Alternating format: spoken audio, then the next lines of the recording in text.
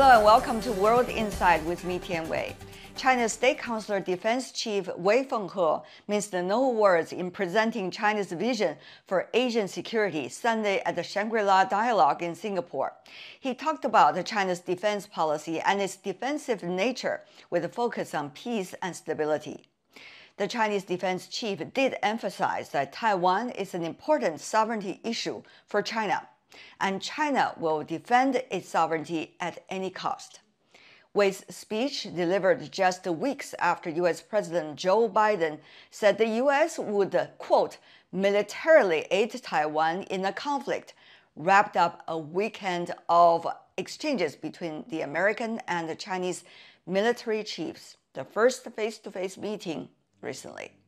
So now let's turn to our panelists to talk about the significance of this interaction and what China has in mind in terms of regional security.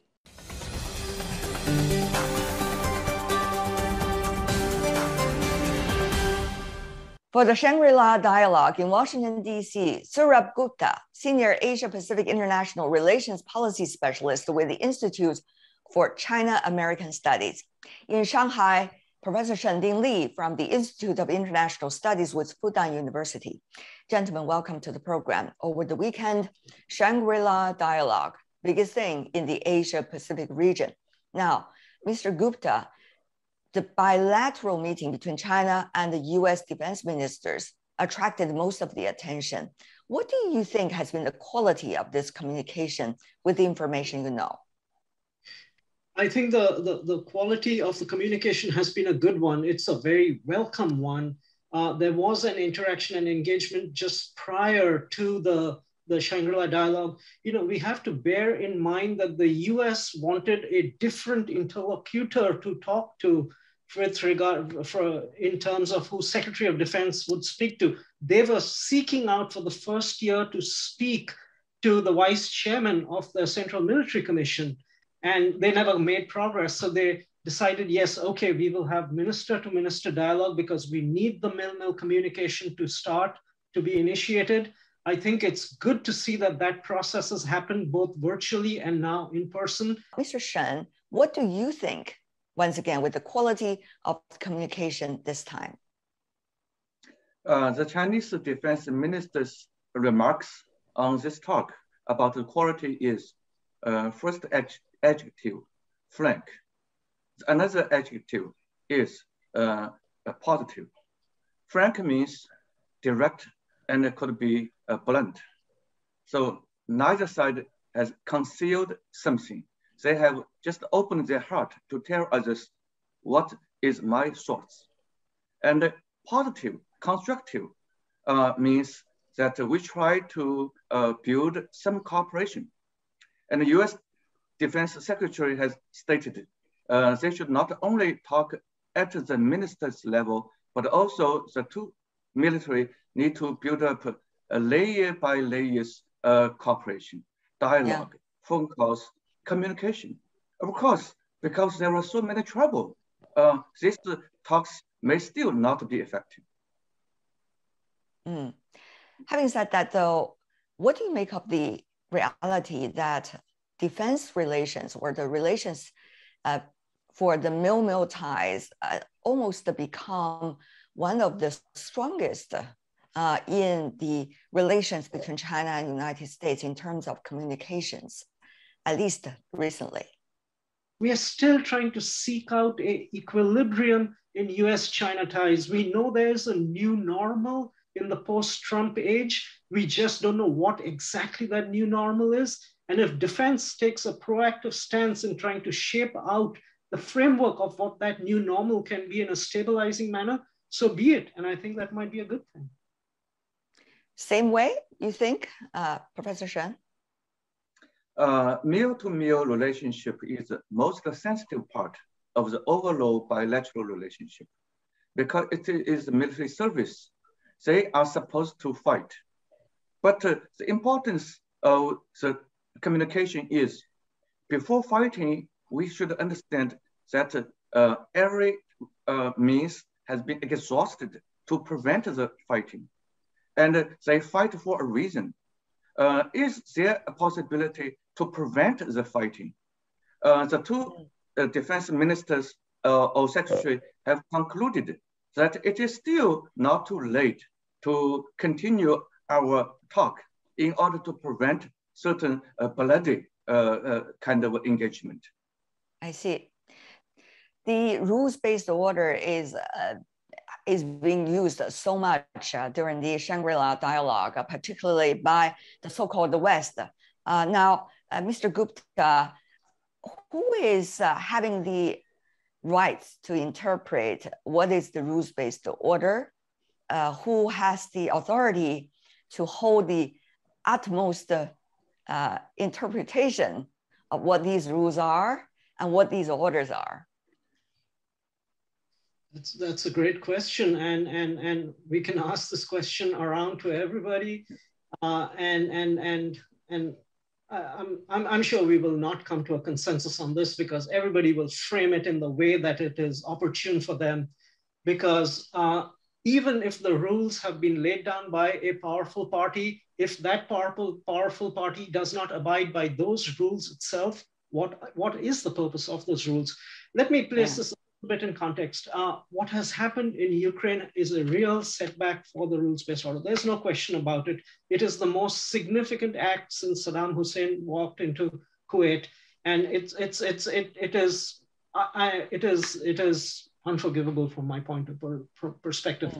But in this interim phase, I will also say that the purveyors of the rules-based order have broken the rules in the international relations and international arena far more often and with far greater loss of life over these past 20 years, to the point that even Kuwait, which was swallowed up initially by Saddam Hussein, did not support the Americans with regard to the Ukraine situation. And you can imagine the sort of hope and expectations that we had in 1990 and how they have all been frittered away by how this supposed rules-based order has played itself out. But the hope, nevertheless, is that at some point of time that all parties can once again resolve to place the UN Charter at the forefront and hold themselves to the rules that the Charter speaks of. But it's not a happy conversation to be had at this point of time. Very interesting. You brought up the Russia-Ukraine crisis because China and some of the other countries in the Asia Pacific has been arguing that the region is not Europe, the region is Asia. So it's a very interesting argument also. Professor Shen, your thoughts? Well, I think the world is united. Asia Pacific security could impact security in Europe or Indian area, and Russia and Ukraine confrontation would also have some repercussion in this area. But we should draw the rightful lesson. In Europe, all state actors should abide by the UN Charter, respecting each other's sovereignty and don't approach to military means to settling their difference. In the same way, in Asia Pacific, we should also, all state actors, China, US, Japan, India, etc., we should all abide by UN Charter. No country should disrespect other countries' national integrity, sovereignty. They should use peaceful means to dissolve their differences, rather than organizing a group of countries, flexing muscle to threat using national law. Taiwan Relation Act is a national public law. America's national law is not a UN law. Let's talk about the issue of Taiwan or the question of Taiwan. Professor Shen, it is rare that the militaries have been having their discussions on the question of Taiwan in such an intensive way. If you look at the past few years between China and the United States, the media has been intensively covering this issue. I mean, the rhetorics mainly.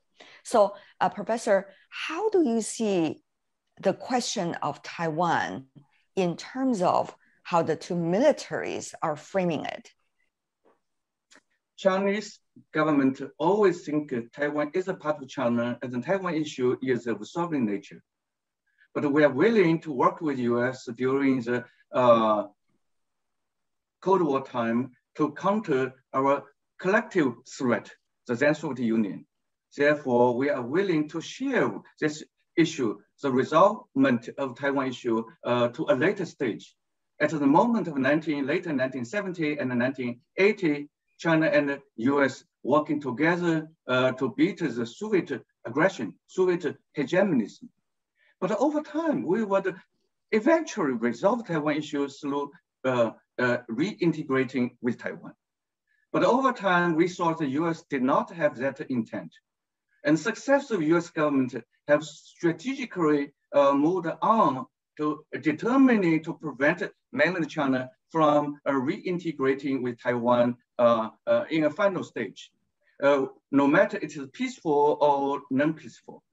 Therefore, current Chinese government may have concluded US has already abandoned its strategic ambiguity. Don't tell you what we'll do. They try to tell you, as President Biden has clearly made three so-called mistakes, that he said the US military would get involved in a Taiwan crisis. And that was not the case. So the paper of the US government would stay. And even so, the White House spokesperson have declared US-China policy has no change, but it has changed through the mouth of President Biden 3 times. So Chinese side would think the old version of US one China policy has been hollowed. US had tried to make it a change. It has had a sea change. This time, the US one China policy, then the one made in 1979.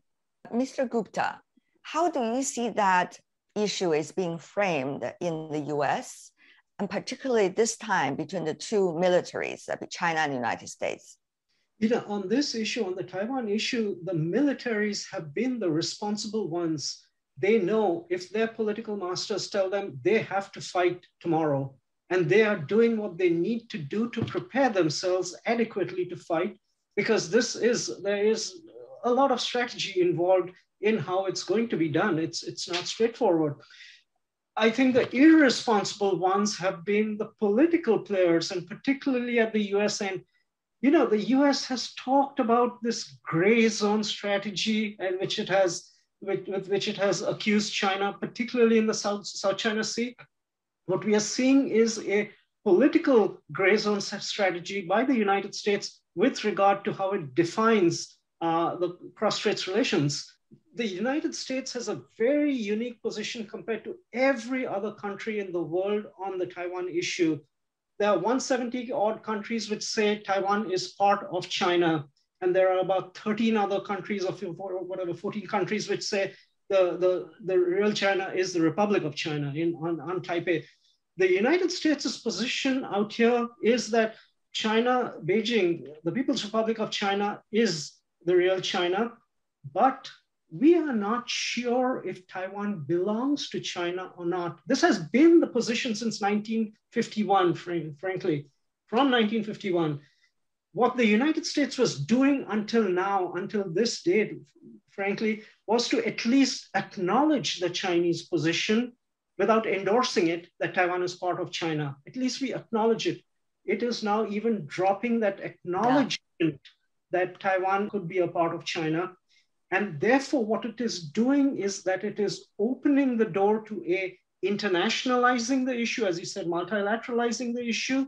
It is taking it away from being a civil war type of conflict to an international issue, which impinges on peace and security, and thereafter bringing allies in. And so this is a really dangerous strategy. And I think this is, at this point of time, it needs to be nipped in the bud early, that the US needs to restore its understanding of its position, that at the very least, that it acknowledges the Chinese position. Because I think it's trying to create separation instead from that position in order to internationalize it and bring other parties into the conflict.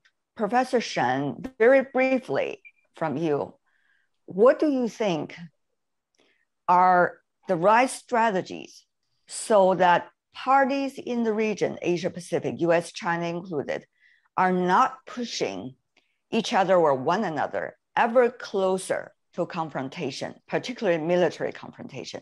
Dialogue at the minister level, at the high level, at the working level, at the academic level, and dealing with the tension, Korean Peninsula, Northeast Asia, and then non-traditional security, China-US military should work together. The two governments should work together and inviting more countries to participate. Mr. Gupta. I would say create inclusive frameworks. We understand at some point that alliances are zero-sum, but alliances are just for that security issue, and they don't need to be extended out to partners, etc., who are not covered by those alliances. The idea is to, on all other security and, of course, non-traditional security issues, which don't need to be narrowly circumscribed within an alliance framework, keep it in an open framework so that all parties in the Asia Pacific can join, with ASEAN centrality hopefully factored and baked into that situation. Saurabh Gupta, Shending Li, gentlemen, thank you so much.